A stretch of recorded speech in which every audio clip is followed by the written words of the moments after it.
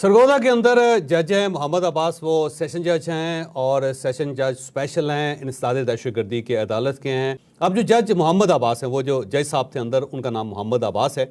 तो जज मोहम्मद अब्बास साहब ने एक दरख्वास्त लिखी है chief justice of Lahore high court को।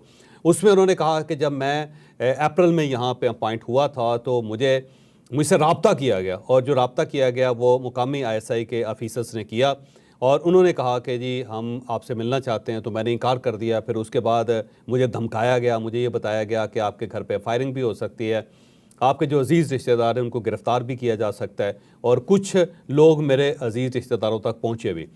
और उसके बाद फिर उन्होंने कहा कि जब उमर अयूब साहब का वक्त आया और उन्होंने पेश होना था तो मुझे यरगमाल बना लिया गया। और फिर जब उमर अयूब साहब आए तो उनकी समाअत थी तो उन्हें बाहर रोक लिया गया और मुझे अंदर यरगमाल बना लिया गया। और वहाँ पे करबला का एक सीन था कि मुझे पानी तक नहीं पीने दिया गया। और उसके बाद जब तक अदालत का वक्त ख़त्म नहीं हुआ मैं अंदर मैसूर रहा।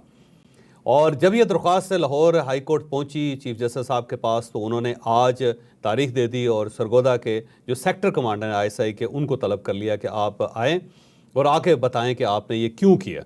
तो अब मेरा नहीं ख्याल कि सेक्टर कमांडर वहाँ पे पहुँचेंगे। उसकी वजह यह है कि फ़ौज के अंदर एक चेन ऑफ कमांड होती है कि जब तक आपको ऊपर से ऑर्डर नहीं आएगा आप किसी अदालत के अंदर पेश नहीं हो सकते। तो ज़्यादा से ज़्यादा अगर ज़ोर देगी हाई कोर्ट तो उसके बाद फिर ज़ाहिर है या एडवोकेट जनरल पेश होंगे, या फिर हो सकता है वफाक से अटॉर्नी जनरल ऑफ पाकिस्तान को बुला लिया जाए और वो अदालत के अंदर पेश हो।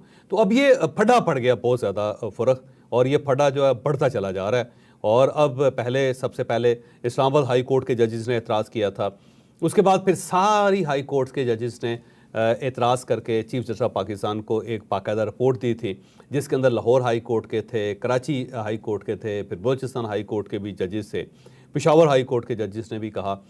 और उसके बाद फिर अब ज़ाहिर लोअर जुडिशरी तक मामला पहुँच गया। अब सेशन जजेस जो हैं वो बोल रहे हैं।